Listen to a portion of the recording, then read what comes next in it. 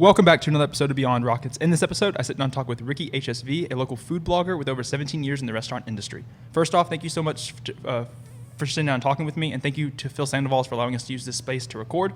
Would you like to introduce yourself and tell us a little bit about what you do?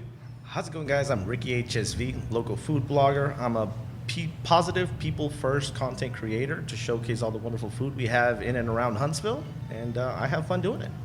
Are you originally from Huntsville, or did work or family bring you here? So family brought me here back in 1997 when I was 6 years old. My family moved here from Mexico because we had other family here working, oddly enough, or in the restaurant industry. So we came over here. Now most of my family lives here, with the exception of a few grandparents. But family, yeah. So is your background in, did you go to school for anything, or have you just always kind of had that business and food interest and kind of just stuck with that passion throughout the years? So growing up, I've always been like the guy that my family would be like, hey, come help me out, fill out this application for like rent or an apartment or a job application and stuff like that. So I was always helping people, being in situations that a 13-year-old should never find himself in at that point. All while I was in the restaurant industry. And then I did want to go to school to become a mechanical engineer. Did my first 2 years at Calhoun. And the closer and closer I got, I was just like, do I really want to do this? Like, you get one chance at this, just go for it. So RickyHSV was born. So did RickyHSV and that page itself start then, or did they kind of just, you were working in the restaurant industry and then kind of began that passion, and then RickyHSV came later? So the earliest thing that I can remember that I really enjoyed was hearing my name. People feel good. You're like, how's it going, Carl? Ricky. Yeah. When I used to go to one of my local bars, West End Grill, after a long shift, I'd walk in and people would, notice me because they've worked with me in the past. Ricky! And I really enjoyed that. And that's when I knew that I liked being Ricky. But the page started in 2019, February 2019 is when I actually sat down and wrote down on my notes in my phone, how do I want to go about this? And in the beginning, it was like Ricky's Restaurant Reviews. Went to one of my favorite restaurants, did it by the criteria that I set, and it just flopped. So I was like, I don't want to do that. This doesn't feel good. Yeah. I love this place. So that's when I adopted the positive people first mindset, and that's just what I do. But it didn't really exist till started 2019, but pandemic 2020, when that hit, that's when I made the conscious decision to say, hey, this is what I want to do. I don't want to do anything else. I'm going to give it all I have. And I've committed, and I am committed to seeing this through, wherever it may lead. That's awesome. It's kind of crazy because, some people will separate their passions from what they do for work because they think that it's two separate entities. They can't do what they love and go to work what they love at the same time. And I think that's that mindset that you had where you were saying, hey, I love doing this, and what if I did this all the time, and what is the potential it could have at that point? And it's I think that we're talking about when it really kind of became RickyHSV, I think that's when I kind of became aware of what you were doing. I think just seeing some of the restaurants you were reviewing, some places I hadn't been or had been, and just seeing some of the pictures and the food you would get, it just I think that people first positivity thing, I think that's what really kind of makes people attracted to what you're doing. Absolutely, I agree. It's sorry. I am a foodie or whatever, but I know how much work, and I can only imagine how much money it takes to build places like these. The last thing people need is their chips weren't as crunchy as I wanted them. Or the inconsistency that they have. It's that's not something they're struggling with a lot of things you don't know of on the back end. Exactly. And then there's so much that goes into a dining experience and the people or the service is a bigger part in my mind than the actual food, because depending on how you feel when you're eating, your brain will create those memories and make you perceive that the food is better than if you were just to blind taste test it. So, yeah. I think it's interesting because you used the skills you had in the restaurant industry and just your expertise and your knowledge about what goes into stuff. Take me back to when you first came to Huntsville and the amount of food that was available for you. And how that's changed over the years. Yeah, so the first meal I can remember was a double Whopper with cheese, and I can almost taste the mayo and the cheesy and the hamburger and the pop and the sesame seeds. So as far as food, I mean, growing up, I mostly ate at home. Like I was the one that would cook for my siblings while my parents were at work. And then when I was around like 15, I started working at Nothing But Noodles.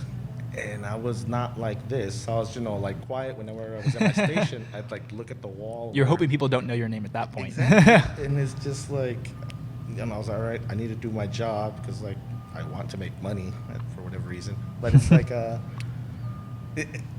was not like this, but there was not much going on. I mean, there was Mr. Getty's. Most of my meals when we went out were had at La Alameda, which thankfully is still here. But yeah, not much food options in Huntsville at that point, 1997, early 2000s. Did you think at that point that you were going to live in Huntsville for the rest of your life, or did you want to get out of Huntsville? So I never had the urge to get out of Huntsville early on. In 2013, I actually moved to Chicago, had a best friend up there, so I moved up there, got into a restaurant, Canteen Laredo, that was downtown over there. I opened the store here at Bridge Street. Food City, I'm a foodie, I loved it, making money, living a great life. And then I came home to visit, and as soon as like my parents picked me up from the airport to take me home, I noticed the trees and the grass, and I'm like, you don't see this and you don't see this in Chicago. Exactly. So it's like all the food's cool and all, but there's just so much more to life, and I missed home. So that day on the way home, I made the decision like, nope, I'm coming back. So 3 months later, I moved back to Huntsville. I only ended up being in Chicago for like 6 months, and committed my life to actually living here and like happy with it. And I think it's interesting because people often at that point in like the early 2000s really wanted to get out of Huntsville. I mean, up in like even when I was growing up in like downtown Huntsville, there really wasn't much. I mean, my aunt lives really close to downtown, and we would walk to go places. We'd go to Harrison Brothers all the time. Like that was always there, but it wasn't really a restaurant. I mean, it wasn't a restaurant. But like there was one cafe on the square called Wild Rose Cafe for a little while, and I went there, and that was one of our favorite places. And so like you had to have this dynamic of that. More and more things were coming to Huntsville, and the food industry was one of those things that like was underappreciated and just wasn't relevant. And over the years, it's really become such. I mean, I really can think of in the last 5 years it becoming such a big thing. In the last 3 months, it becoming a big thing. I mean, 2020 alone. Yeah, I mean, it's just been crazy. Do you think, from being such a foodie for such a long time in Huntsville and seeing the growth, I mean, is there things that you're saying, like, I still wish we had this kind of food in Huntsville? I still wish we had this experience that I had somewhere else? So not on the experiences that I've had anywhere else, just because, like, you can have, I've never been to, like, New York or like out west or anything like that. But we do have a little bit of everything in town. The only things we don't have is like African food, like Ethiopian food. That'd be super cool. Yeah. Like an Ethiopian restaurant. But we have Thai, Vietnamese, Japanese, Chinese, everything like that. One thing that I would like to see, but I haven't worked in the food industry, I know it'd be like nearly impossible to do and profitably. There's a restaurant in Chicago. There's no gas lines in the building. Anything they cook, even if they have to boil water, they have to start a fire. So it's called it's all wood fired. Like the entire restaurant, ovens, grills, whatever they need. That's interesting. Has to start by a natural fire. That'd be kind of cool. We're probably like 6-7 years away from that, but yeah, I mean, it's blown up. Even in 2020, I had a hard time keeping up with what's coming up next. Like, it's insane, but I love it. Do you think, as being in the role you are now, your ultimate goal is to know what's happening before it happens? How hard is it for you to be able to do that with such growth happening to Huntsville over the last, like you said, year and a half? So thankfully, there are resources out there like Beyond Rockets. So having grown up in the food industry, I was never like a great employee as far as like showing up on time, following the rules. I would bend the rules whenever I thought that the spirit of the rule versus the letter of the rule didn't align, and if I could still meet that goal while doing it in a better way in my perception, I'd do that. But obviously I'd get bored, or like people didn't want me to keep showing up late, so I'd have to move on either willingly or unwillingly. But anytime I was there, I never burnt any bridges, so I always kept in contact with servers, managers, owners across the last 15 years. And eventually I knew everybody to where now you hear rumors, oh, well, this place is coming up, or this place might be coming up. Yeah. So it's nice, but then again, it's such a risky business that I never know what's actually going to happen Yeah. or when it'll happen. But yeah, just talking to people, that's how I usually find things out. So when you first started the RickyHSV, you weren't doing this like a full-time thing. You were doing you had other jobs, and you were doing that, and you were doing this. Has the transition happened that you're doing it full-time, and how tough was that transition? So I'm actually still in that transition. But so in the beginning, like it was actually like October 2018, I was working in restaurants still, and then working in restaurants, so that's how I was doing it. Pandemic hit, so then I transitioned to lawn care, because back in 2015, I used to have like a lawn care service, and used to have enough clients to do that full time. So if I ever needed actual money, like I could go mow a lawn, or like stuff, like I know how to do that. As far as the transition, it was probably whenever Jack Brown's opened, and like me and a couple other food bloggers who I'd never met other than online, that we created like a Team HSV. I think I just said it randomly, Team HSV. And I was like, hey, I like the sound of that. Like, us food bloggers coming together, the food industry is in a little bit of a tight spot. Like, let's showcase and shine a spotlight on who's open, what's going on, like the positive. So then like the community can go in and support those who we believe are doing ethically and responsibly. But it was around then, I think that was September or August, that I was like, nope, like this is what I want. Yeah. How am I going to pay for it, or how am I going to do it? I have no idea. But you commit to something and things just start. Like everything falls in place at that point. But I think like that first initial step of doing it is like the absolute hardest, and because it's like taking a step off a bridge, not knowing if there's going to be something underneath. Yes. Because you're just like, I know my passion for this, and it's hard to sometimes translate a passion to profit. But when that happens, it's like everything starts to align and everything starts to build. I mean, I couldn't imagine being that food blogger prior to the pandemic, or kind of getting into it and kind of becoming that RickyHSV. Yeah. And then you can't go to restaurants.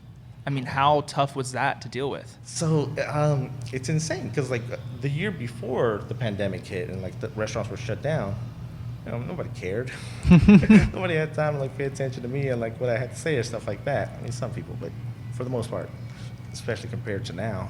When the pandemic hit, I think what really helped me a lot was people weren't at work. So they were at home, on social media, on Facebook. And I was one of the ones that was there for like 6 to 8 hours, like literally a day on Facebook, sharing Just my putting opinion. putting stuff out for people to like know what's going on. Well, that, and then like mostly engaging Yeah. with other people, diners. Like, hey, where do I go? Is this place open? And I'm like, well, I drove by that yesterday. This is what I think about it. Da, da, da, da. And just engaging with actual people in the community, trying to help them go to where they needed to go. And they're like the older population or stuff like that. Like people, where is this place? Well, instead of saying, just click the link, I'll go to the Facebook page, figure it out. I'll call the restaurant and then come back and comment, hey, yes, they're open. Here are the hours. Da da da da. And just adding value to as many people as I possibly can. And I think like at that point, like in the middle of the pandemic, restaurants are having to adapt to themselves to figure out how they could still stay in business. I mean, there's a lot of my friends, like I'm really good friends with the people over at Fat Sammy's. They opened during the pandemic and had to really, I mean, the stories they would tell me of like the week they were getting ready to open, they're going around downtown and giving out flyers saying, hey, come to Fat Sammy's, come to Fat Sammy's. They get back that Wednesday and then the thing gets shut down. Yeah. And then they're like, we've just been like cold calling basically throughout blocks and blocks of downtown trying to get people to come, and now we still need to like figure out what's going on. So like their ability to adapt and your ability to be able to showcase that, I mean, I think that was a vital thing. I think restaurants, without you being able to showcase what they're doing and being able to inform people, many more restaurants would have closed during the pandemic. Thank you. It's funny that you mentioned Fat Sammy. That's #1 restaurant. Jeremy, you're awesome. That week, 3 restaurants opened: Rhythm on Monroe, Canadian Bacon, and Fat Sammy's. Rhythm on Monroe, funded by the city, fine. Canadian Bacon, separate location, parking, and all that. And they're awesome. Fat Sammy's, their menu was amazing. Like when I was looking at it before, I couldn't make it to their soft opening. They've had construction the whole year. They opened Monday. By Wednesday 5 p.m. the doors were shut. They had to redo the whole menu because a lot of their items were like big, like family-oriented roast duck and all this Yeah. stuff, like soups and stuff like that. And then they have to adapt to go menus because that's like the next thing. And they did it, and people went. And like the things that Fat Sammy's has gone through to like make it to where they are, best restaurant, Huntsville, 2020, like bar none.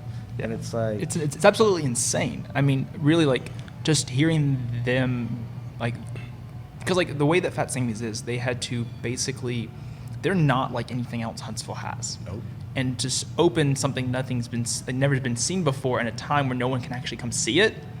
It's like, I never even thought about that. it's 'cause, like, how do you, like, you can't be like, oh, like I visited this restaurant in Chattanooga and I was there, and now it's in Huntsville. Okay, like I understand it, but like Fat Sammy's is not that. Nope. So to then be like, okay, now to go get a to-go cup, like can I get a to-go drink? Can I get to-go food?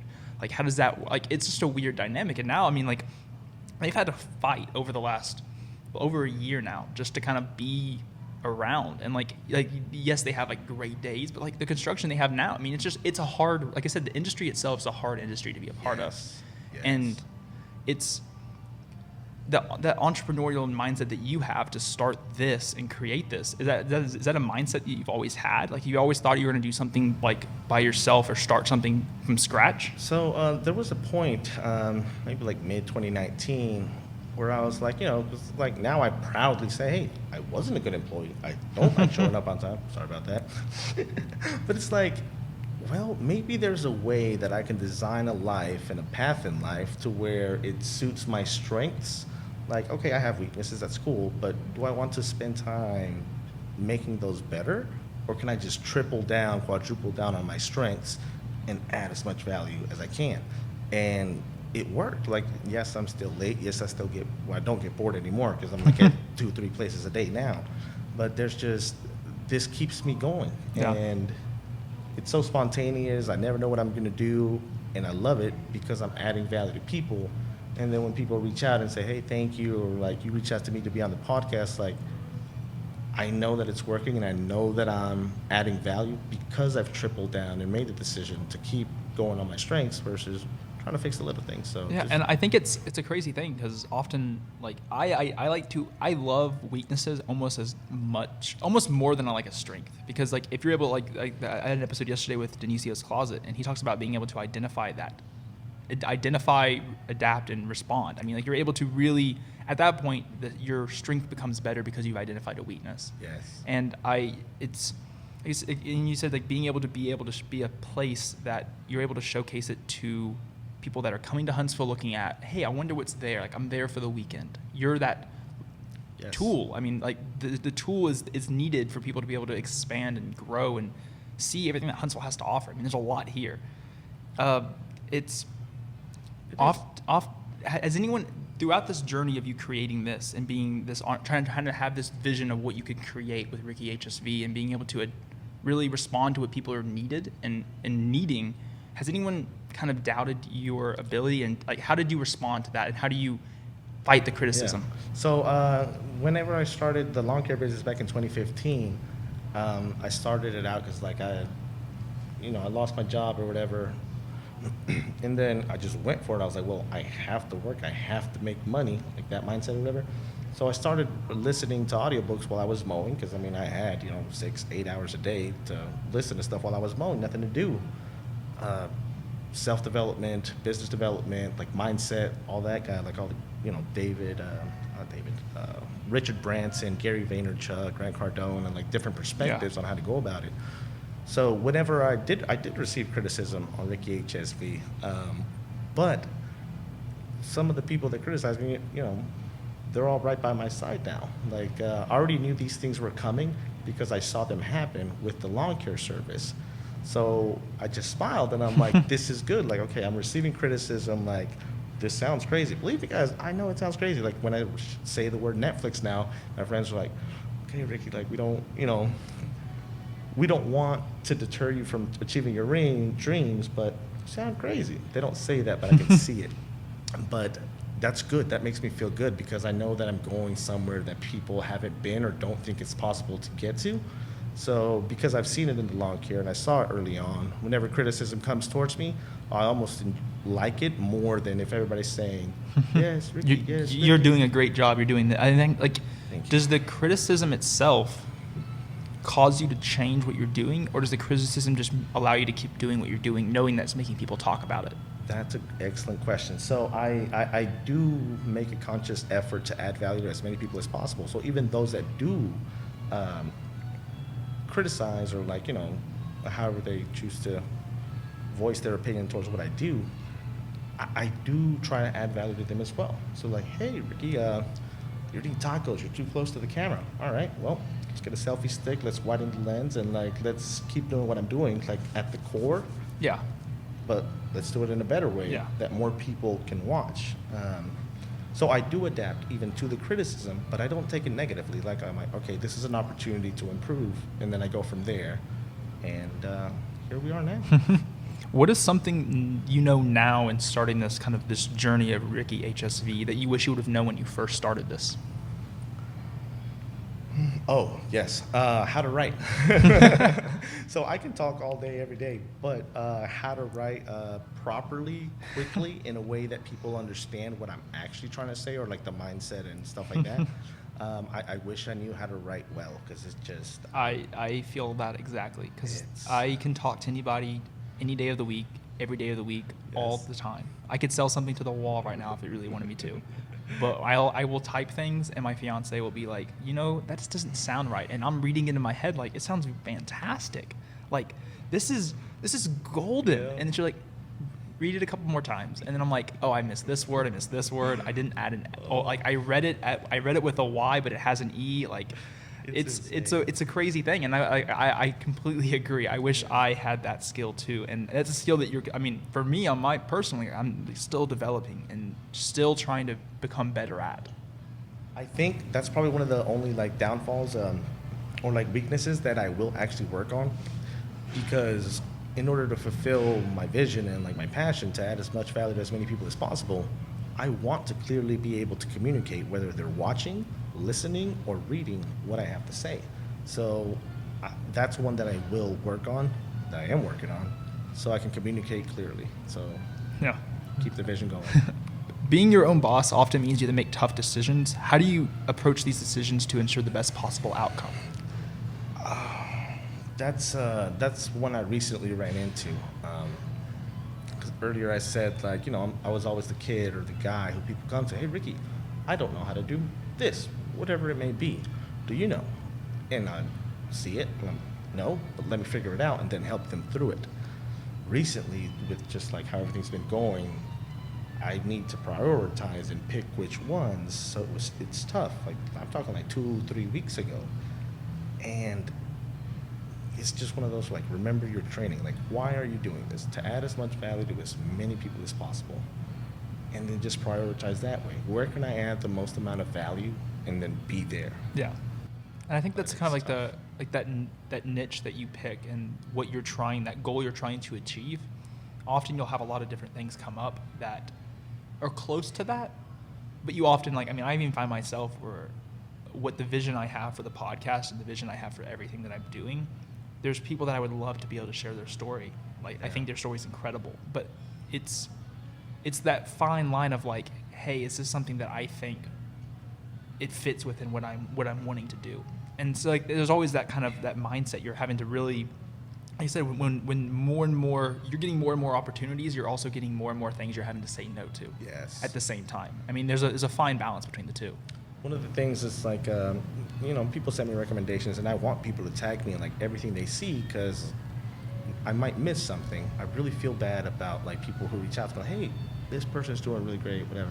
But with the vision, the places that I showcase, I want them to be like at least somewhat accessible, so the majority of my audience can actually go support them. Yeah. I remember one time, I love Alex Hendricks, and I said, Alex, let's go eat tacos. And she's like, yeah, we're excited. And then, she had to cancel because, she's Alex Hendricks. Yeah, yeah. So like, full respect, no worries.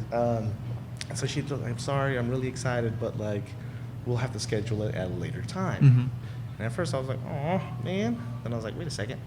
There's something here. Like, she had to say no to me. So now I completely understand. And, like, I'm no longer sad. Like, I'm not even just happy for her, which I've always been, but, like, happy for myself that she said no. Because, like, it helps me visualize. And now the situations that I run into and, like, how she went about it respectfully and in a nice way. Yeah.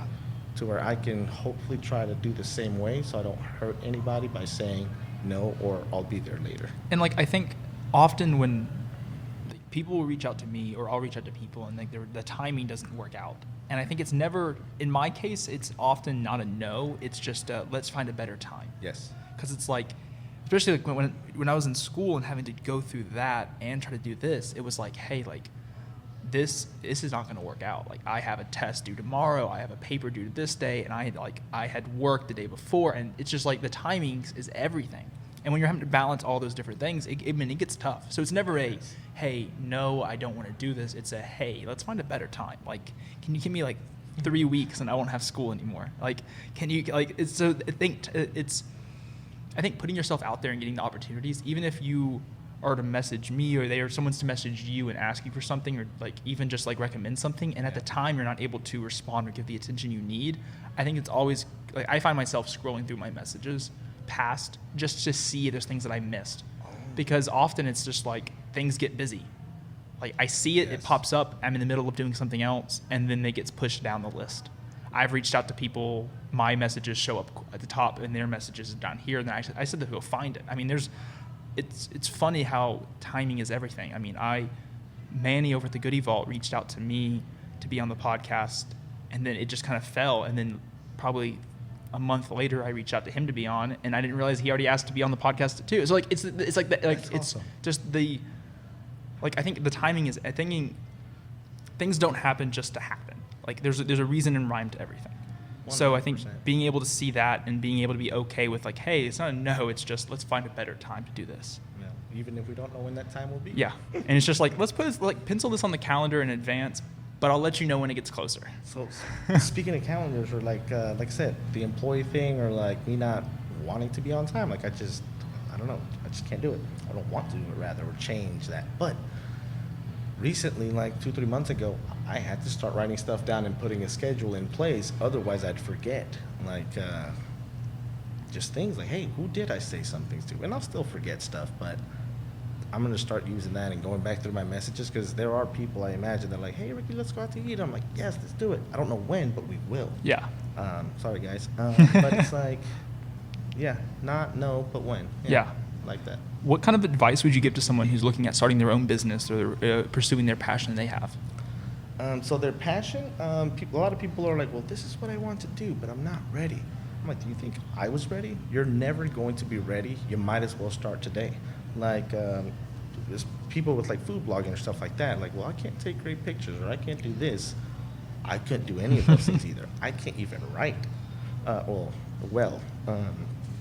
And stop thinking, start posting. Like, just all your brain is always going to come up with the worst case scenario. The sooner you say, listen, brain, this is what I want to do, I'm going to do it anyways, your brain will eventually start to adapt and help you fill in those gaps that you think you're not ready to do what you want to do. So stop thinking and start going. How much of your success thus far would you contribute to being in the right place at the right time, and how much would you contribute to your hard work? All of it to both. So thankfully I'm in a like personal situation to where I have the liberty to, hey Ricky, what are you doing? Nothing, at like random times of the day. So being in the right place at the right time, probably 90% or maybe 80, because I love putting myself in situations where I shouldn't be at those specific times, or they're not normal. You always run into people who are like exceptional in those. I'm the luckiest guy alive. Hard work, I mean, have you seen my feed? But it's like, I will keep going. When I have my daughter on Mondays or stuff like that, I'll take the day off and I'll just repost and add value that way. But if not, then I'm out there. Where I'm gonna go is just getting out of bed and like going to the first of the day. That's the hardest part. But once I'm out there, we're off to the races. It's just like one thing after another. Hey, boom, boom, boom, like things just come up. But putting myself in places where I can find opportunities and then taking advantage of those opportunities and keep the momentum going by putting in the hard work. Yeah, exactly. Both. How can people connect with you and support you in what you're doing? The biggest way you can support me is just by going out to eat to restaurants. Like, that's the industry that I love, and that's who I do most of what I do for, as well as the diners. RickyHSV on Instagram, Ricky Garcia on Facebook. I do use my personal profile, but go ahead and add me as a friend. I'll add you back. And then search hashtag RickyHSV everywhere you're looking for food recommendations, including Google Maps. Well, it was awesome learning more about your journey in starting Ricky HSV, and I continue to look forward to the success you'll have in Huntsville for years to come. Thank you, man. Carl, this was amazing. Like, you're one of the guys that, like, or whose podcast I listen to find out more instead of going to, like, multiple sites. So, like, I've said it to you before, but I actually mean it. Like, even before I knew you or started talking to you, I genuinely did go to your podcast to find out more. So Awesome. thank you. Thank you. Awesome.